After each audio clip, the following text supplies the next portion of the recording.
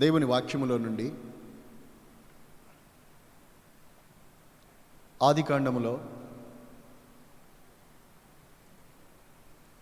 3వ అధ్యాయములో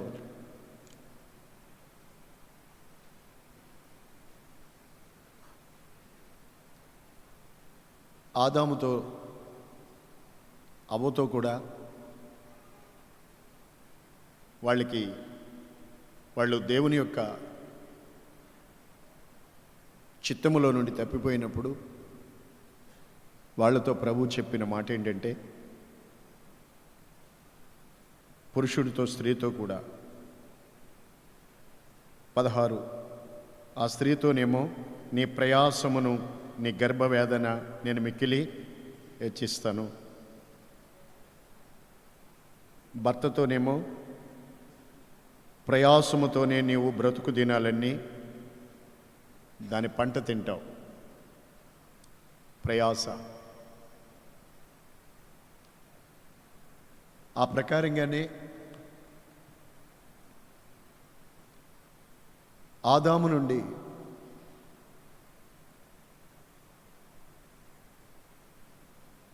కలిగిన వారందరూ కూడా భూమి మీద ప్రతి మనిషి ఏదో విధంగా ప్రయాస పడాలి, తప్పదు. మనుషులు ప్రయాస పడాల్సిందే.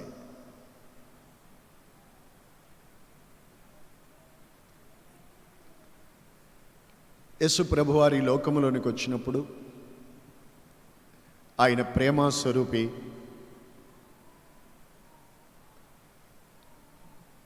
ఆయన మనల్ని రక్షించడానికి లోకంలోనికి శరీరధారిగా దిగివచ్చిన దేవుడు ఆయన ఈ లోకంలోనికి వచ్చి అదే మాటతో భూమి మీద ఉన్న మనుషుల్ని పిలిచారు. ప్రయాస పడుచు భారం మోయుచున్న సమస్త జనులారా నా యొద్దకు రండి, నేను మీకు విశ్రాంతిని ఇస్తాను. అంటే ప్రతి మనుషుడు కూడా ఆ ప్రయాస, తను పడుతున్న ప్రయాసల వల్ల భారం మోయుచు ఆ ప్రయాసలలో విశ్రాంతిని, తన ప్రాణానికి విశ్రాంతిని లేకుండా ఉన్నారని కదా. కనుక ప్రయాసపడుచు భారాలు మోస్తున్న సమస్త జనులారా నా యొద్దకు రండి, మీకు విశ్రాంతి కలగజేస్తాను అని దయగలిగిన ప్రభు మత్తయి సువార్త 11:28 చెప్తున్నారు.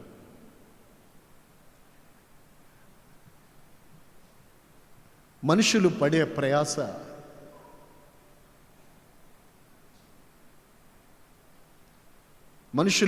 ప్రయాస స్త్రీలు కానీ పురుషులు కానివ్వండి,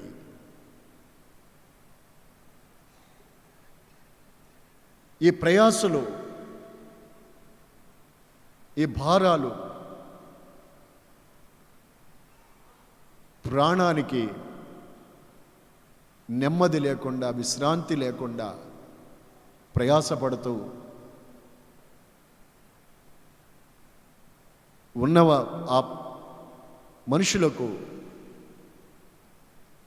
దయగలిగిన దేవుడు వారికి విశ్రాంతిని లేక నెమ్మదిని కలగచేయాలన్నదే ఆ కరుణా సంపన్నుడైన దేవుని యొక్క ఉద్దేశం. చూడండి, మనుషులు ప్రయాసను గురించి దేవుని వాక్యంలో కొన్ని మాటలు మనం చూద్దాం.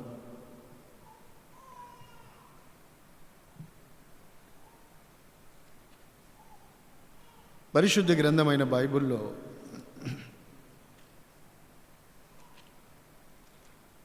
ప్రసంగి గ్రంథములో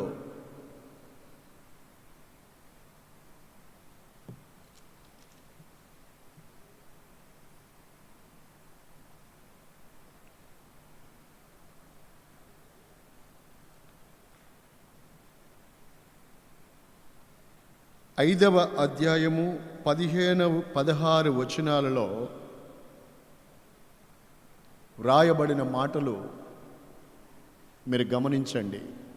చాలా జాగ్రత్తగా మీ హృదయాల్లో దేవుని మాటలు నింపుకోవాలి. మీరు వినవలసిన రీతిగా దేవుని వాక్యం వింటే ఆ వాక్యం యొక్క అర్థం మీరు గ్రహిస్తారు. ఆ వాక్యము ద్వారా, దేవుని మాట ద్వారా కలిగే ఆశీర్వాదాన్ని మీరు అనుభవించగలుగుతారు. చాలా జాగ్రత్తగా దేవుని వాక్యాన్ని వినాలి. చూడండి,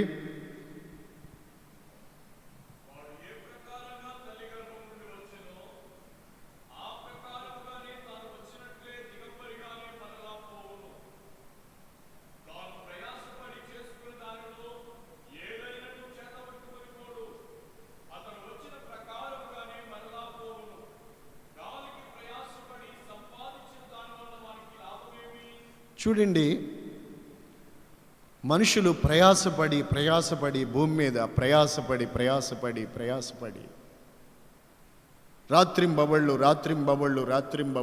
ప్రయాసపడుతున్నారు, ఎంతో ప్రయాసపడుతున్నారు. ఏదో సాధించాలని, ఏదో సంపాదించాలని, ఏదో పొందుకోవాలని, ఏదో చేయాలని ఎంతో ఎంతో ఎంతో ప్రయాసపడుతున్నారు.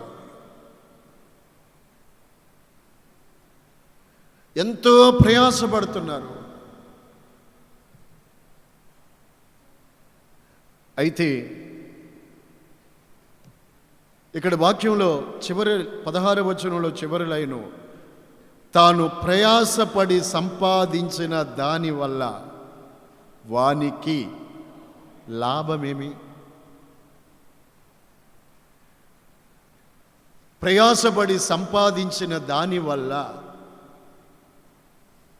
కొందరు ప్రయాసపడి, ఇప్పుడు మొదటి అధ్యాయంలోకి రండి, చూపెడతాను మీకు. మనుషులు ప్రయాసపడి సంపాదించినవి ఏంటో కొంచెం చూద్దాం. ఒక్కొక్క మాట మీరు గమనించండి. ప్రసంగి గ్రంథం 1వ అధ్యాయములో చివరి వచనం, అంటే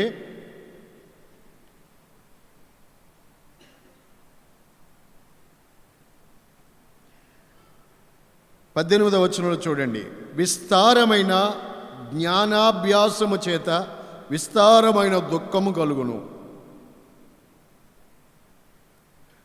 అధిక విద్య సంపాదించిన వానికి అధిక శోకము కలుగును. వాడు ప్రయాసపడి సంపాదించిన వాటిలో ఇదొకటి. ఇంకొకటి చూడండి,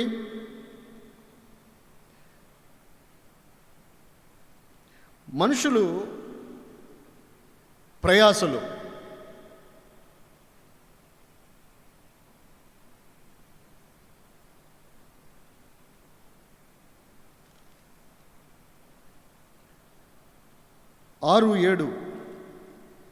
ప్రసంగి 6:7, మనుషుల ప్రయాసమంతయు నోటికే కదా. మనుషుల ప్రయాస అంతా నోటికే కదా. అది అలా ఉంచండి. మరికొందరు ప్రయాస చూడండి,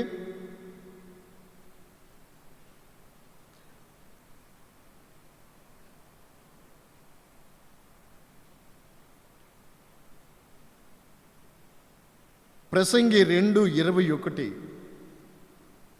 ఒకడు జ్ఞానముతోనూ తెలివితోనూ యుక్తి, కొందరు జ్ఞానంతో, కొందరు తెలివితో, మరికొందరు ఇంకొందరు యుక్తితోనూ ప్రయాసపడి ఏదో పని చేస్తారు. జ్ఞానంతో కొందరు, తెలివితో కొందరు, ఈ రెండూ కాకుండా యుక్తితో కొందరు ప్రయాసపడి ఏదో ఒక పని చేస్తారు, ఏదో ఒక పని చేస్తారు. అయితే దాని కొరకు ప్రయాస పడని వానికి అతడు దానిని స్వాస్థ్యముగా ఇచ్చివేయవలసి వచ్చును. ప్రియులారా, ఒక్కొక్క అధ్యాయములో ఈ మాటలు చెప్పింది బైబిల్ గ్రంథంలో ఎవరో తెలుసండి? దేవునిని సాక్షాత్తు దేవుడు అతనికి ప్రత్యక్షమైతే నీకేం కావాలి అని అడిగితే జ్ఞానము ఇమ్మని అడిగి ఆ జ్ఞానాన్ని సంపాదించుకొని ఆ జ్ఞానము చేత నింపబడిన వాడే ఇజ్రాయిలీలను పరిపాలించిన ఓ గొప్ప వ్యక్తి చెప్పిన మాటలు ఇవి. ఆయన పేరు సాల్మన్, కింగ్ సాల్మన్. ఈ సాల్మన్ రాజు కదా, తనకంటే ముందున్న రాజుల్లో కానీ తన తరువాత వచ్చిన రాజుల్లో కానీ అంతటి జ్ఞానం గలవాడు ఎవరు లేరు. ఇతను సంపాదించిన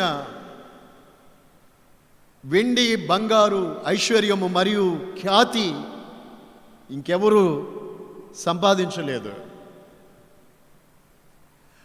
అంతటి వ్యక్తి చెప్పిన మాటలు ఇవి.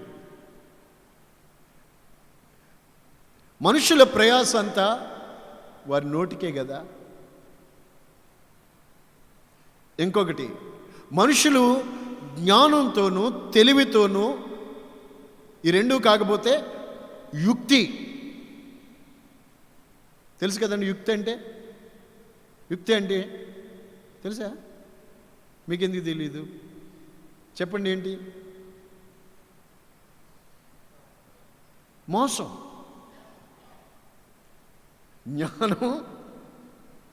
జ్ఞానం, తెలివి, ఇంకోటి యుక్తి. యుక్తితోనూ ప్రయాసపడి ఏదో ఒక పని చేస్తారు. Praise the lord. ఏదో సంపాదిస్తారు, ఏదో చేస్తారు.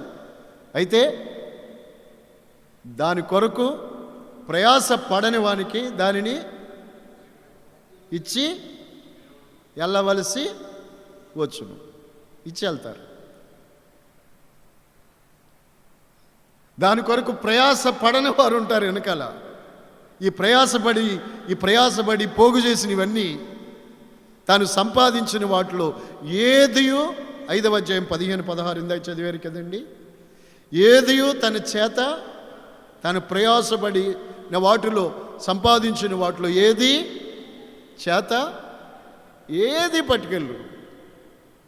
తాను వచ్చినట్టుగానే తల్లి గర్భంలో నుండి ఏ విధంగా వచ్చారో అదే రీతిగా తాను వెళతారు. ఏదైనా సంపాదించిన వాటిలో ఏదైనా చిల్లు గవ్వ, సంపాదించిన వాటిలో ఏదైనా మరి ప్రయాస అంతా దాన్నే పైనంటారు. 2వ అధ్యాయంలో 17వ వచనంలో చూడండి. ఒకడు అంతా వ్యర్థంగాను, ఒకడు గాలికి ప్రయాస పడినట్టుగాను నాకు కనబడింది. గాలికి ప్రయాసపడ్డట్టే. ఇవన్నీ ఆలోచించండి మీరు, ఈ మాటలన్నీ. ఏది ఈ ప్రయాసలు? కొన్నింటిని గురించి మనం లేఖనాల్లో చూసాం. ఈ ప్రయాసలన్నీ యుక్తితో, తెలివితో, జ్ఞానంతో ప్రయాసపడేదో పనిచేస్తారు. ఇంకోటి ఏంటి మనుషుల ప్రయాసలన్నీ నోటికి అని ఇవన్నీ గాలికి ప్రయాసపడ్డట్టే. ఇంకా మీకు తెలియజేస్తాను. యెషయా గ్రంథము 47:15.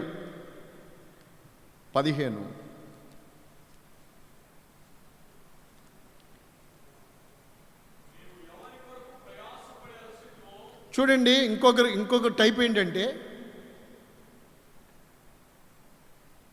నీవు అంటే ఇక్కడ వీరిని గురించి అది విషయం ఏదైనప్పటికీ కూడా నీవు ఎవరి కొరకు ప్రయాసపడి అలసిపోయావు.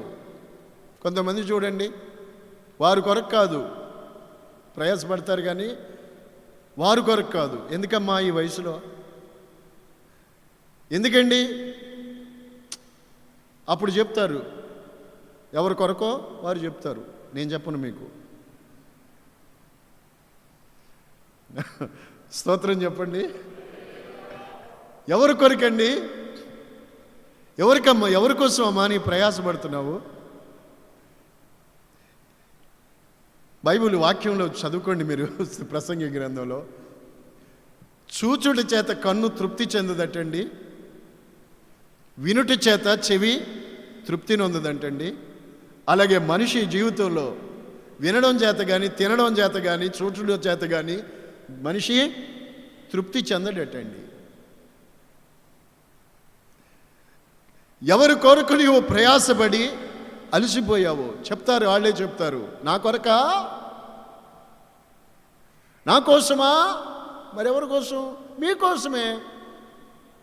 వాళ్ళే చెప్తారు, తెలుగులోనే చెప్తారు. మీకోసమే అంటారు. ఇంత ప్రయాసపడుతున్నాను, ఇంత నిజమే పడుతున్నారు. ఇంత ప్రయాసపడుతున్నాను, ఇంత ప్రయాసపడి మీకోసం అలసిపోతున్నాము. బైబిల్లో దేవుడు అంటాడు అక్కడ, నీవు ఎవరి కోసం ప్రయాసపడి అలసితువో వారికి కూడా అలాగే జరుగుతుంది. అసలు ఈ ప్రయాసపడ్డం అనేది దేవుడు ఎప్పుడు చెప్పారంటే, వారు ఏదేను వనములో నుండి బహిష్కరించబడిన తర్వాత, పాపంలో పడిన తర్వాత ఆ మాటలు వాళ్ళకి దేవుడు పలికింది. పాముతోనేమో నువ్వు పొట్టతో పాగుతావు, మన్ను తింటావు, నీ తల మీద వాళ్ళు కొడతారు, చస్తావు. స్త్రీతోనేమో నీ ప్రయాస హెచ్చిస్తాను, నీ గర్భవేదన ప్రయాస హెచ్చిస్తాను, అతని ఎడలు నీకు వాంఛ కలుగుతుంది. పురుషునితోనేమో నీ బ్రతుకు దినాలన్నీ ప్రయాసతోనే బ్రతుకుతావు, నీ ముఖపు చెమట కాచి ఆహారం తింటావు. ఈ మాటలు చెప్పారు. ఈ ప్రయాసలు అన్నీ మనుషునికి తప్పవు. ఈ ప్రయాసలు చివరికి మనుషుడు తను ప్రయాసపడి వాటి వల్ల మనిషి ఏమాత్రం కూడా ఎవరు తృప్తి చెందరనేది కూడా వాస్తవం. మీరు చిన్నోళ్ళు మొదలుకొని పెద్దోళ్ళు దాకా ఆలోచించి చూడండి. ఇక్కడ కూర్చున్న వాళ్ళు కూడా ఆలోచించండి. మీ గురించే కాదు, లోకములో ఉన్న వారి జీవితాలు కూడా చూడండి. వారు తెలివితో, జ్ఞానంతో, యుక్తితో ప్రయాసపడి ఏదో ఒక పని చేస్తారు. తాము ప్రయాస పడని వానికి అది వదిలేసి వెళ్తారు. మనుషుల ప్రయాసలన్నీ వారి నోటికే. ఇవన్నీ గాలికి ప్రయాసపడ్డట్టే ఉంది అని చివరికి సొలొమోను తెలుసుకుని చెప్పారు. ఇది వ్యర్థము అని కూడా చెప్పారు. చూడండి, ఇక్కడ చూడండి, యెషయా గ్రంథంలో 47వ అధ్యాయంలో, నీవు ఎవరి కొరకు ప్రయాసపడి అలసితివో వారికి అలాగే జరుగును. నీ బాల్యం మొదలుకొని నీతో వ్యాపారం చేయవారు తమ తమ చోట్లకి వెళ్ళిపోతున్నారు.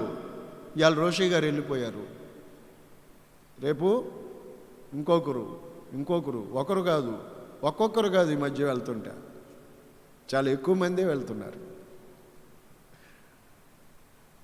స్తోత్రం స్తోత్రం స్తోత్రం.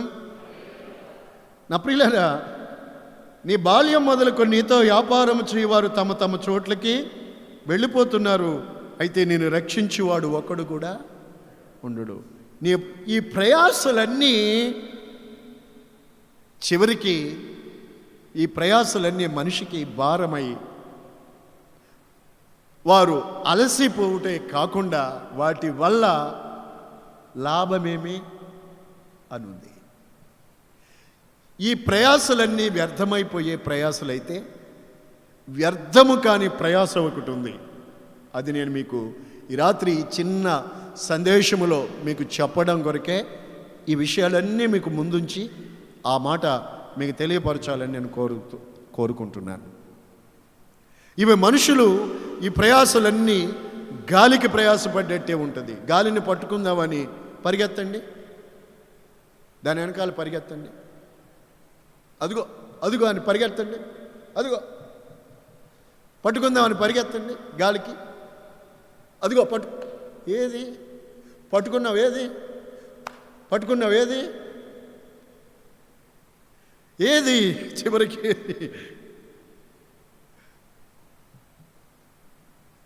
చివరికి మీ ప్రయాసలన్నీ వ్యర్థంగా మిగులుతాయి.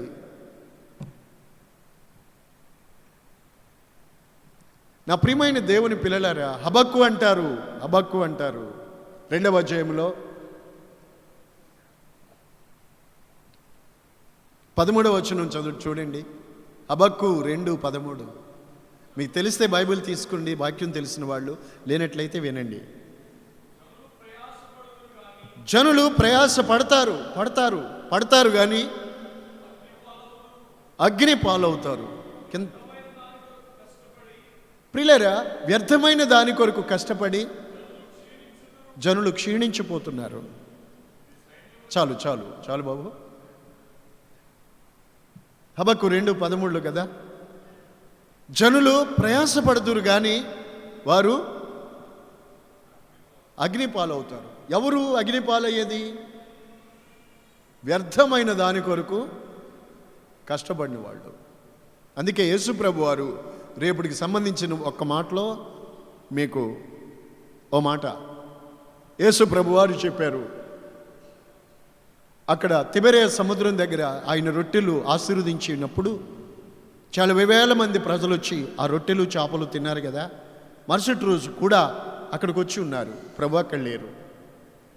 ఎత్తుక్కుంటూ ఆయన ఎక్కడున్నారని వెతుక్కుని ఆయన ఉన్న చోటికి వచ్చారు. వచ్చి, అయ్యా మీరు ఎప్పుడు ఇక్కడికి వచ్చేసారు? మేము చాలా అలసిపోయి ప్రయాసపడిపోయి అక్కడి నుంచి అక్కడ మీరు లేరని ఇక్కడ దాకా వచ్చేసాం. అందరూ హృదయాలు ఎరిగిన అనంత జ్ఞాని కదండి. ఆయన జ్ఞానానికి మితి లేదు కదా. ఆయన దేవాదేవుడు. అప్పుడు వాళ్ళు అన్నారండి, వాళ్ళని, ఇదిగో క్షయమైపోయే దాని కొరకు మీరు కష్టపడకండి, నిత్య జీవము కలగచేయు అక్షయమైన ఆహారం కొరకే కష్టపడండి, దానిని మనుష్య కుమారుడు మీకు ఇచ్చును అన్నారు.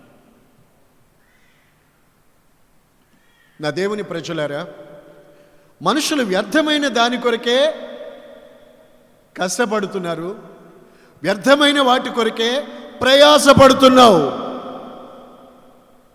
వ్యర్థము వ్యర్థము ఇవన్నీ వ్యర్థమని ప్రసంగి జ్ఞాని సొలొమోను చెప్పాడు. ఎంతో ఐశ్వర్యము ప్రయాసపడి పోగు చేసుకున్నాడు, ఎంతో బంగారము పోగు చేసుకున్నాడు, తెలివైనని పేరు తెచ్చుకున్నాడు. ఏమి తాను పొందాలనుకున్న దాంట్లో కన్ను ఆశించినట్టు, కాలు నడగలిగినట్టు, మనస్సు కోరుకున్నట్టు అన్నీ చూశాడు. ప్రయాసపడి సంపాదించినదంతా ఒక్క మాట అన్నాడండి, గాలికి ప్రయాసపడ్డట్టే. ఇదంతా గాలికి ప్రయాసపడ్డట్టే అని చెప్పారు. ఇది వ్యర్థమైపోయిందని చెప్పారు. దైవ గ్రంథం ఎంత శ్రేష్టమైన మాట తెలియజేస్తుంది. మీరు వినగలిగితే, ఈ వాక్యం దొరికినప్పుడు మీరు వినగలిగితే ఈ మాటలు మీ జీవితాల్ని వెలిగిస్తాయి, మిమ్మల్ని బ్రతికిస్తాయి, మీ భారాలు తొలగిస్తాయి, మీకు నెమ్మది కలిగిస్తాయి. కొంతమంది చెప్తున్నారు, నేను చెప్పాను కదండి, కొందరు నోటికి ప్రయాస, కొందరు ఏదో సంపాదించుకోవాలని ప్రయాస, తెలివితో జ్ఞానముతో యుక్తితో ప్రయాసపడుతున్నారు. మరికొందరు తమ కొరకు కాదు తమ వారి కొరకు ప్రయాసపడతారు, తమ వారి కొరకు ప్రయాసపడతారు.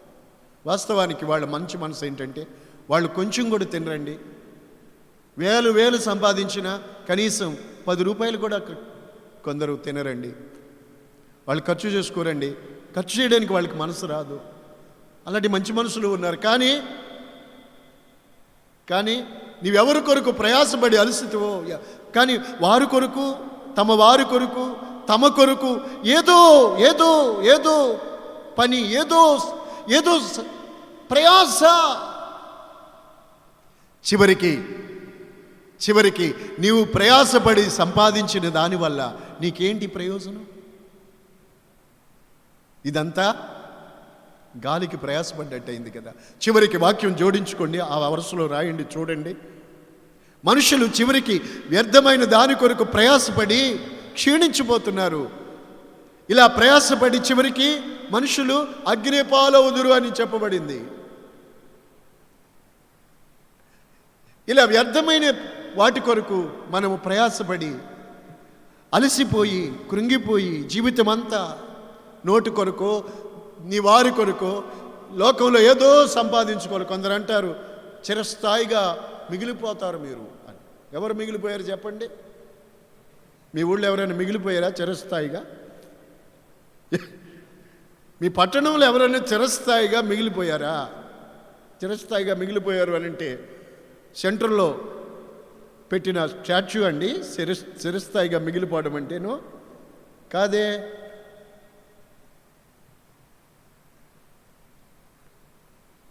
నా దేవుని ప్రజలారా, ఇలా వ్యర్థమైన వాటి కొరకు ప్రయాసపడి మనుషులు అగ్ని పాలవుతారు. అయితే దేవుని వాక్యములో వ్యర్థము కాని ప్రయాస ఉందండి. ఆ దానిని గురించి మనం తెలుసుకోవాలి. ఈ ప్రయాసలన్నీ వ్యర్థమైతే లోకంలో మన కొరకైనా మన వారి కొరకైనా ఇతరుల కొరకైనా లోకంలో ఏదో సంపాదించుట కొరకైనా నీ తెలివితో జ్ఞానముతో యుక్తితో నువ్వు ప్రయాసపడుతున్నవే, ఏదో సాధించాను. వాస్తవంగా చెప్పాలంటే ఒక మనిషి ఏదో చేయాలంటే దానికి ప్రయాస ఉంటుంది, దాని వెనకాల ఎందరో ప్రయాస ఉంటుంది. ఏదో చేసావు, ఏదో ఓ రోజున ఈ రోజున ఇలా ఉన్నావు అంటే ఎంతో ప్రయాసపడ్డానని చెప్తారు. చివరికి అవి వాటి వల్ల నీకు ప్రయోజనం, నీ ప్రయాస వల్ల నీకు ప్రయోజనం ఏంటనేది ఆలోచించు. ఈ ప్రయాసపడి అలసిపోయి చివరికి అగ్ని పాలవుతావు. బైబిల్ చెబుతున్న మాట, నా మాట కాదు. అయితే దైవజనుడైన పౌలు, పరిశుద్ధుడైన పౌలు 1 కొరింథీ 15:58 అంటారు చూడండి. నా ప్రియ సహోదరులారా, మీ ప్రయాసము వ్యర్థము కాదని ఎరిగి ప్రభువునందు మీరు స్థిరులను కదలని వారును ప్రభు యొక్క కార్యాభివృద్ధి యందు ఎప్పటికీ ఆసక్తులునై ఉండుడి. చూడండి, ప్రభువునందు మీ ప్రయాస అది చెప్పాలి. తెలీదా మీకు? వినలేదా ఇంతవరకును? ప్రభువునందు ప్రయాస అది వ్యర్థము కాదు. ఇందాక చెప్పాను మీకు. ఇంతవరకు దేవుని మాటలు మీరు విన్నారు. నీవు తెలివితో జ్ఞానంతో యుక్తితో ఏదో వెళ్తున్నావే, నీ వేలో ఏదో సాధిందామని, ఏదో సాధించానని చెప్పుకుంటున్నావే. దానికోసం నేను ఇంత ప్రయాసపడ్డాను, వీళ్ళ కోసం నేను ఇంత ప్రయాసపడ్డాను, నా పిల్లల కొరకు నేను ఇంత ప్రయాసపడ్డాను. రైటే, పడ్డావు. నీవు ప్రయాసపడిన దానివల్ల నీవు అలసిపోయావు. రైటే. నీవు ప్రయాసపడి సంపాదించావు. రైటే. నీవు ప్రయాసపడి సంపాదించిన దానివల్ల నీకు లాభమేమి? దాని కొరకు ప్రయాసపడిన వాడు దానిని పుచ్చుకుంటాడు. నువ్వు ఇచ్చినా ఇచ్చుకోకపోయినా ఆడిదే అది.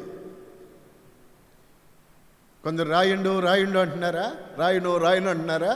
రాసినా రాయకపోయినా ప్రయాసపడిందంతా ప్రయాసపడని వానికే. స్తోత్రం చెప్పండి. ప్రయాస ఇవన్నీ చివరికి వీటి వల్ల నీకు లాభమేమి? గాలికి ప్రయాసపడ్డట్టే ఆఖరిని నీ చేతులు చూసుకో. ఇంత ప్రయాసపడ్డవాడు కదా, చేతులు చూసుకో, ఏమి లేదు, ఏం లేదు. ఇది వ్యర్థమైతే వ్యర్థము కాని ప్రయాస ఉంది. అదేది అంటే ప్రభువునందు మనము పడిన ప్రయాస. అది వ్యర్థము కాదు. ఆది కాండం నుండి మీరు చదువుకుంటూ రండి. నేను కొన్ని మాటలే చెప్పాను బైబిల్లో నుండి. ఆది కాండము నుండి, ఆరంభం నుండి, ఆదాము దగ్గర నుండి సొలొమోను దాకా చూసాం. ఆదాము పామరుడు అని అనుకున్నా, సొలొమోను జ్ఞాని. పామరుడు కాడి నుండి జ్ఞాని వరకు పడుతున్న వారి ప్రయాసలన్నీ, పామరుడిదైనా పండితుడిదైనా జ్ఞాని అని చూస్తే వాళ్ళ ప్రయాస అంతా వ్యర్థమే. అయితే ప్రభువునందు పడిన వారి ప్రయాస మాత్రం, గట్టిగా స్తోత్రాలు చెప్పండి, వ్యర్థము కాదు, వ్యర్థము కాదు. అదేది అనంటే ప్రభువు కొరకు, ప్రభువునందు పడిన ప్రయాస. నా సహోదరులారా, ప్రభువునందు మీరు పడిన ప్రయాస వ్యర్థము కాదు. చెప్పండి బ్రదర్, చెప్పాలి. ప్రభువునందు మీ ప్రయాస వ్యర్థము కాదు. ఇవన్నీ వ్యర్థమవుతాయి, కానీ ప్రభువునందు ప్రయాస వ్యర్థం కాదు. కొరింథీ పత్రిక 15వ అధ్యాయంలో 58, 59 వచనాలు ఉన్నాయా? 58 వచనాలు ఉన్నాయి. చాలా పెద్ద అధ్యాయమే. అంటే చాలా ఎక్కువ విషయాలు కొరింథీ పత్రిక 15వ అధ్యాయంలో వ్రాయబడ్డాయి. ఎన్ని విషయాలు అంటేనండి, ఇలా చూడండి, చెప్తాను మీకు. ఆరంభంలో చూడండి, సువార్త. ఇంకా చదవండి కిందకి, ప్రభు యొక్క జననం, ప్రభు యొక్క మరణం, ప్రభు యొక్క పునరుద్ధానం. గమనిస్తారు మీరు. Praise the lord. ఆ తర్వాత ప్రభు యొక్క ప్రత్యక్షత గురించి, ఆయన పునరుద్ధానం అయిన తర్వాత అనేకులకు ఆయన ప్రత్యక్షపరచబడ్డారు. కడపటి అకాలమందు పుట్టిన నాకు ఆయన కనబడ్డారు చెప్పారు పౌలు. విశ్వాసులను బలపరిచి ఆయన ఇంకా అనేకమైన విషయాలు చెప్తూ ఇక చెప్తారు, మనుషులు పొందబోయే తీర్పును గూర్చి, పునరుద్ధానాన్ని గూర్చి, ప్రభు యొక్క ప్రత్యక్షత, ఆయన రెండవ రాకడను గూర్చి, రెండవ రాకడలో జరిగే సంభవాల గురించి. మనం రెప్పబాటులో వెళ్తాం. మన దేహాలు భూమిలో విత్తబడి ఒక విత్తనంలాగా మళ్ళా అవి నూతనమైన ఆ గింజలో నుండి అది చచ్చిపోయి కొత్త శరీరం పుట్టి వచ్చినట్టే మనము రూపాంతరము చెందుతాం అని అనేక విషయాలు చెబుతూ చివరికి 58వ వచనంలో, నా ప్రియమైన సహోదరులారా, ప్రభువునందు మీ ప్రయాస అది వ్యర్థం కాదు. ఈ రోజున మీరు దేవుని యందు విశ్వాసం ఉంచారు, ప్రభు కొరకు లోకములో ఎన్నో కష్టాలు అనుభవించారు, ప్రభు కొరకు ఆయన నామం నిమిత్తం నిందల పాలయ్యారు, అవమానాలు భరించారు. ఆ రోజుల్లో కొందరు ప్రాణాలే బలిగా, ప్రాణార్పణగా పెట్టారు, కొందరు తృణీకరణలు, అవమానాలు భరించారు, ఇంకా ఎన్నో ఉన్నాయి. అయితే చెప్తున్నారు, మీ ప్రయాస ప్రభువునందు ఇది వ్యర్థం కాదు. ఈ శరీరం క్షయమైనదిగా విత్తబడుతుంది, అక్షయమైనదిగా లేపబడుతుంది. ఎక్కడ మన ప్రయాస ప్రభువునందు వ్యర్థమవదు. మనుషుల ప్రయాసలన్నీ, ప్రయాసపడిన వాటి వల్ల వారికి లాభమేమీ ఉండదండి, లాభమేమి లేదని చెప్పారు. బాగినాలి. చివరికి అవన్నీ గాలికి ప్రయాసపడ్డట్టే. మనుషులు ప్రయాసపడతారు, చివరికి అగ్నిపాలవుతారు. కానీ ప్రభువునందు మీ ప్రయాస అది వ్యర్థము కానేరదు. గట్టిగా చెప్పండి, హల్లెలూయా, హల్లెలూయా. మన ప్రయాస వ్యర్థము కాదు, మీ విశ్వాసం వ్యర్థం కాదు, వృధా కాదు. మీ ప్రయాస వ్యర్థము కానేరదు. కాబట్టి మీరు స్థిరులను కదలని వారును ప్రభు కార్యాభివృద్ధి యందు ఎప్పటికీ కూడా ఆసక్తులనై ఉండండి. మీ ప్రయాస వ్యర్థం కాదు. మీ ప్రయాసలు వ్యర్థము కావు. దైవ గ్రంథములో మనం చూస్తామండి, కొరింథీ పత్రికలోనే కొన్ని మాటలు చూడండి.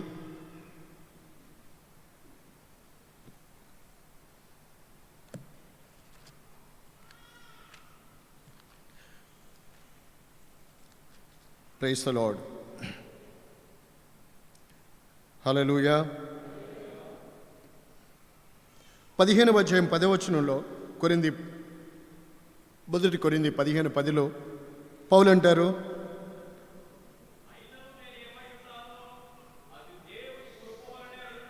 ఎస్,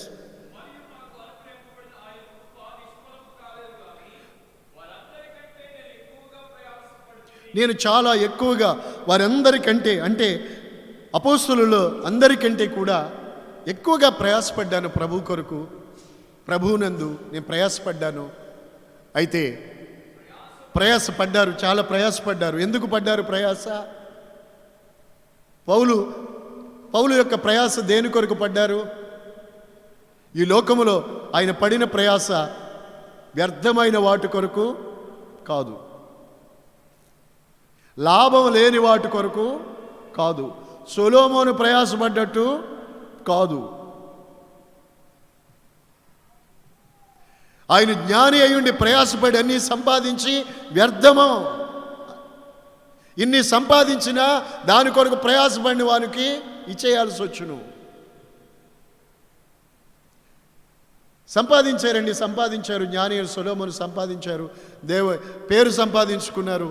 అవన్నీ బంగారపు డాళ్ళు, కత్తులు సహించారు, బంగారు సంపాదించారు, గోడలకి బంగారు అతికించారు. ఎన్ని చేశారా? తర్వాత శత్రువులు వచ్చి యుద్ధాలు చేసి పట్టుకెళ్ళారు. తన కుమారుడు రెహబాము వచ్చేటప్పటికి యుద్ధం చేసి అవన్నీ శత్రువులు పట్టుకెళ్ళిపోతే ఏమండి, ఆ తర్వాత రెహబాము సొలొమోను కుమారుడు ఇత్తడి కత్తులు చేయించుకున్నాడు బంగారం లేక. ఏం చేస్తాడు మరి? స్తోత్రం, హల్లెలూయా. స్తోమత లేక. Praise the lord. అందుకని ఇవన్నీ వీరు ప్రయాసలన్నీ ఏమైనాయండి? అయితే పరిశుద్ధుడైన దైవజనుడైన పౌలు చెప్పారు, మీరు పడిన ప్రయాస వ్యర్థం కాదు. సంఘాన్ని గురించి చెప్పారు. మనం ఈరోజు దేవుని యందు విశ్వాసం ఉంచి ఆయన నామం కొరకు, ఆయన ఘనమైన నామాన్ని విశ్వసించి ఆయన నామాన్ని ధరించుకొని ఆయన ఆరాధించి ప్రభువులో మనం సాగుతూ ఉన్నాము. మీ ప్రయాస వ్యర్థం కాదు గనుక స్థిరులై ఉండండి. చక్కటి మాటలు కొరింథీ పత్రిక 15వ అధ్యాయం అంతా చదువుకోవాలి మీరు, అప్పుడే చివరి వచనానికి రావాలి. మనం ప్రభు లోకములోనికి వచ్చి ఆయన ప్రాణం పెట్టి 3వ దినాన తిరిగి లేచారు. అదే రీతిగా మనము జీవిస్తున్నాం. ఒకరోజు మనము నిద్రిస్తాం, ప్రభు వస్తారో దినాన మనము తిరిగి లేపబడతాం. మీ ప్రయాస వ్యర్థమవదు. హబక్కు గ్రంథంలో చదువుకున్నాం మనం, మనుషులు ప్రయాసపడతారు, చివరికి అగ్ని పాలవుతారు. కానీ మనము ప్రభువునందు మీరు ప్రయాస అది వ్యర్థమవుతుంది, అది కాలిపోదు, అది బూడిదవదు. లోకంలో ప్రయాసలన్నీ వ్యర్థమైతే ప్రభువునందు ప్రయాస వ్యర్థము కాని ప్రయాస అని ఈ రాత్రి మీకు ఈ వాక్యం వింటున్న ఈ సందేశం ద్వారా మీ అందరికీ నేను దేవుని వాక్యం ద్వారా మీరు గ్రహించాలని నేను కోరుకుంటున్నాను. Praise the lord. దైవజనమా, పౌలు అంటారు, నేను ప్రయాసపడ్డాను, అందరికంటే ఎక్కువగా ప్రయాసపడ్డాను. ఇంకా అంటారు, ప్రయాసపడింది నాయన కాదు కానీ నాకు తోడై ఉన్న దేవుని కృప. మనం ఈ లోకంలో ప్రభు కొరకు చెప్పాలంటే పౌలు గారు 2 కొరింథీ పత్రికలోకి వెళ్ళండి. అక్కడ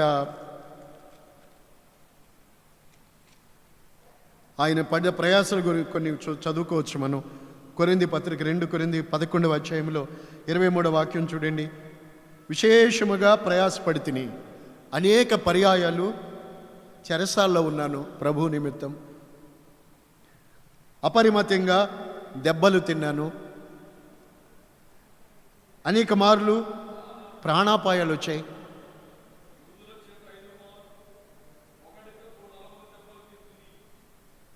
చూడండి, 40 ధర్మశాస్త్ర ప్రకారంగా 40 దెబ్బలకు మించకూడదు. అందుకని ఒకటి తక్కువ. 5 సార్లు కొట్టారు యూదులు పౌలుని. వారులతో ఉండే కొరడాలతో కొట్టారు. ఎంత! తర్వాత 3 సార్లు బెత్తాలతో కొట్టారు. ఒకసారి రాళ్లతో కొట్టబడ్డాను. హలో, ముమ్మారు ప్రయాణంలో వాడ పగిలిపోయి శ్రమ పడ్డాను. ఒక రాత్రింబవళ్ళు సముద్రంలో గడిపాము.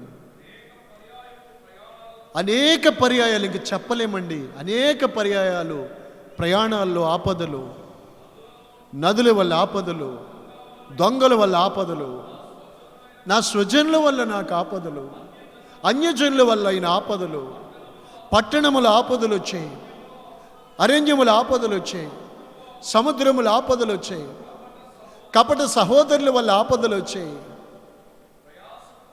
ప్రయాసముతోనూ జాగరముతోనూ ఉపవాసములతోనూ ఇలాగా దిగంబరత్వముతో చలితో ఇంకా చెప్పవలసినవి అనేకమైన ఉన్నాయి ప్రియులరా. అయితే ఇంతగా ప్రయాసపడిన ఈ ప్రయాస ఎప్పుడు వ్యర్థము? దేవుని కొరకు ప్రభువునందుని ప్రయాస వ్యర్థం కాదు. Praise the lord. సంతోషించండి ప్రియులరా. మనం పరలోకం ప్రభు సన్నిధికి వెళ్ళి ప్రభువుతో ఆయన రాకడలో మనము ప్రభు దగ్గరికి వెళ్ళినప్పుడు వాక్యములో ప్రకటన గ్రంథంలో చెప్పబడిన మాట, ఆయన మీ కన్నుల ప్రతి బాష్ప బిందువును, ప్రియులరా, మీ కన్నులు అంటే మనం పరలోకములోకి వెళ్ళాక ఏడుస్తామనా అని కాదు. దాని అర్థం ఏంటో చెప్తున్నా వినండి. ఈ భూమి మీద నీవు పడిన కార్చిన ప్రతి కన్నీటి బొట్టు దేవుడు మర్చిపోడు. వారి కన్నుల ప్రతి బాష్ప బిందువు ఆయన తుడిచివేస్తాడు. హల్లెలూయా. ప్రతి బాష్ప బిందువు, నీ కన్నుల నుంచి రాల్చిన ప్రతి నీటి బొట్టే దేవుడు మర్చిపోడు. దానికి విలువ గట్టిస్తాడు ఆయన. దానికి తగిన ప్రతిఫలము మన దేవుని దగ్గర నిత్యములో మన ప్రభువుని వద్ద మనకుంది.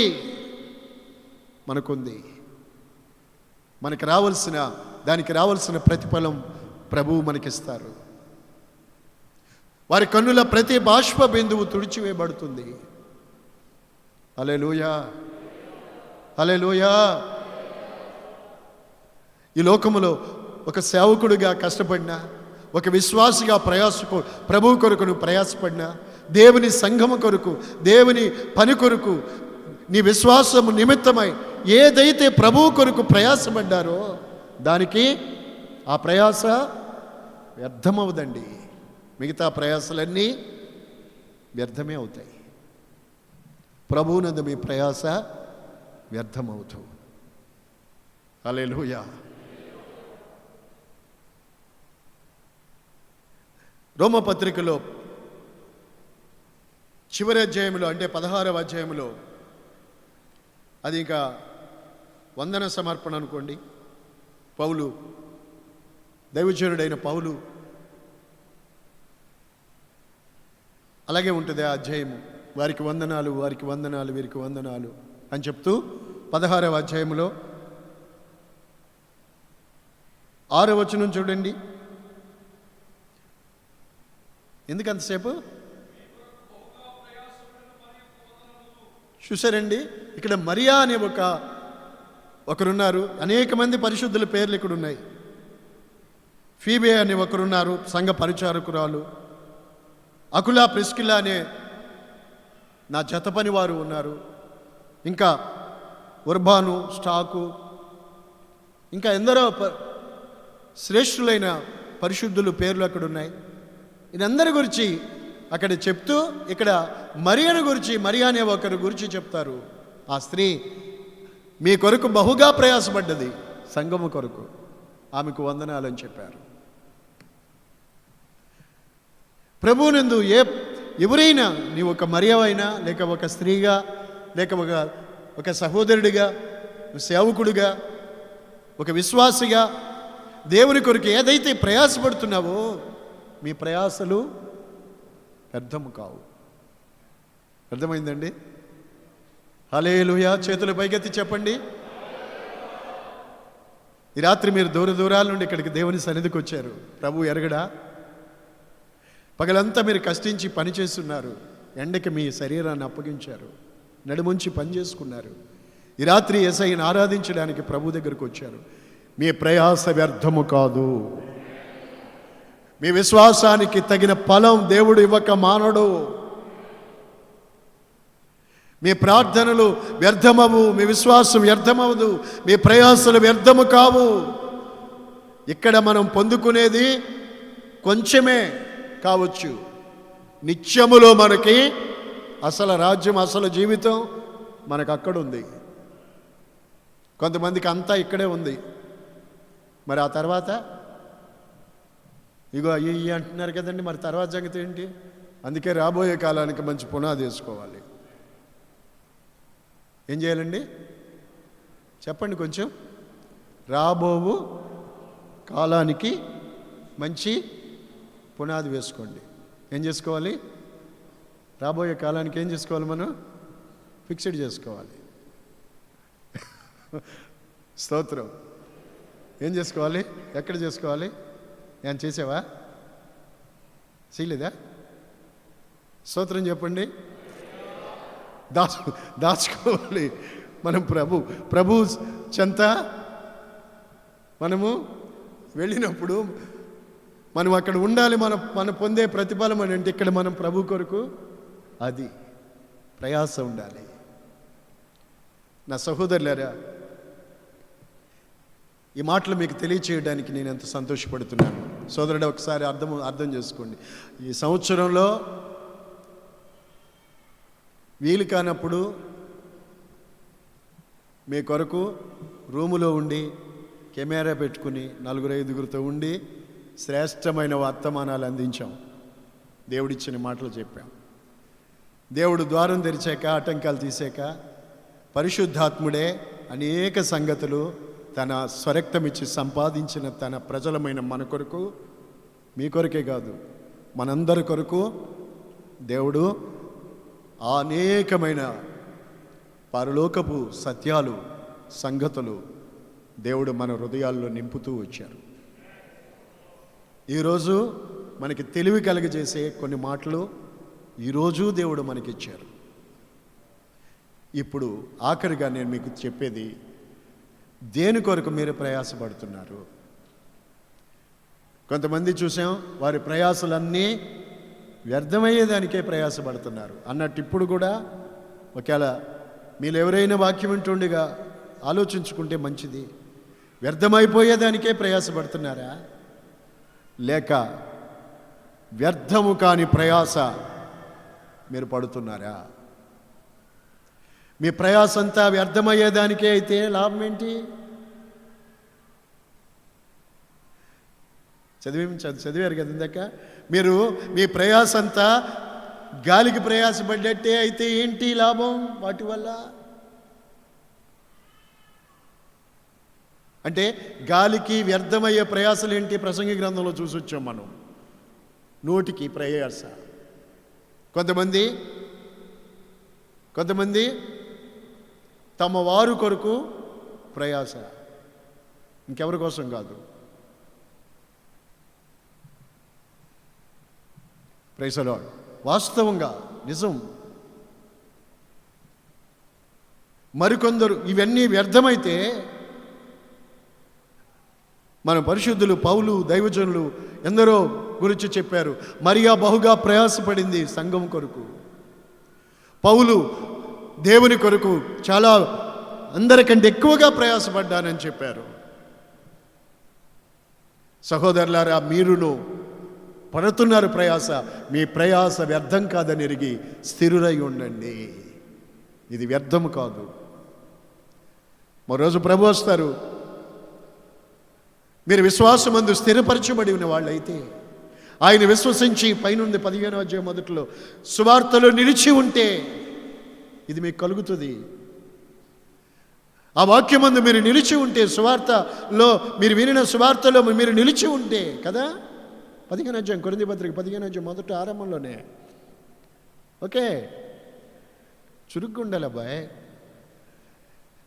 మీరు నిలిచి ఉంటే అని ప్రారంభించి ముగింపుకు వచ్చేసరికి ఆ మధ్యలో మీరు ఎన్ని మాటలు ఉన్నాయో చూడండి.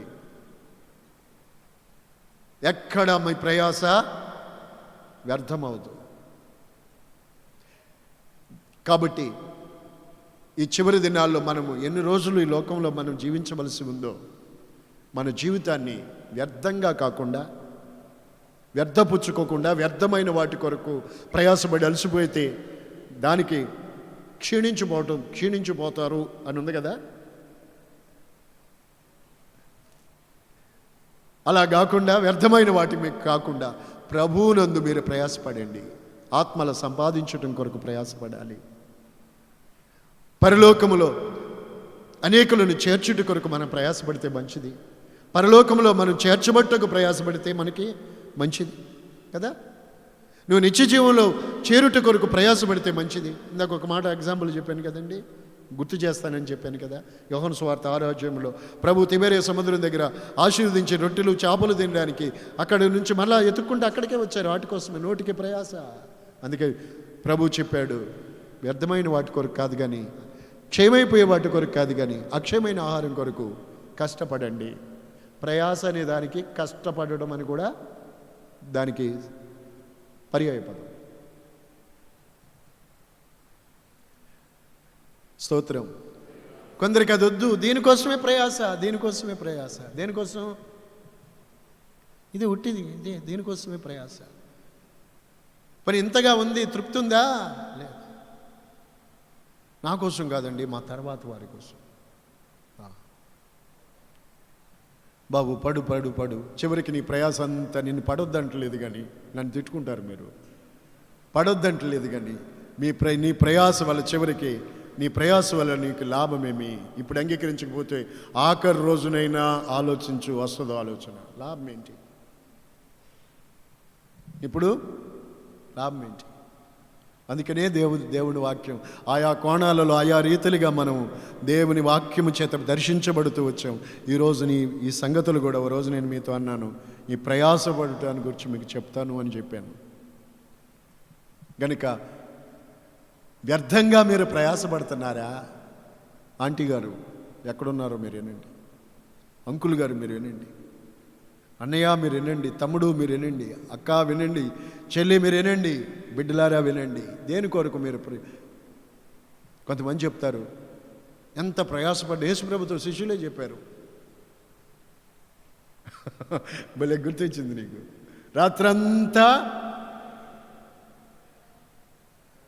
రాత్రంతా యేసయ్యతోనే చెప్పారు, రాత్రంతా ప్రయాసపడ్డాం ప్రభువా, వాళ్ళే చెప్పారు.